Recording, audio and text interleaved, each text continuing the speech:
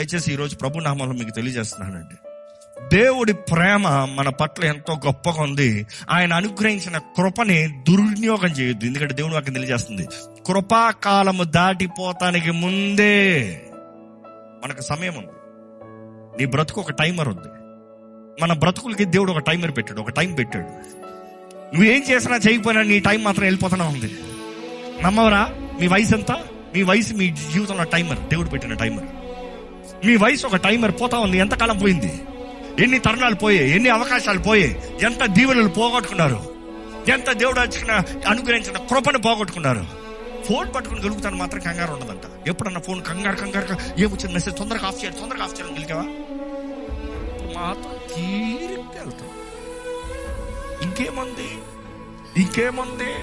ఇంకేముంది అపవాది వల.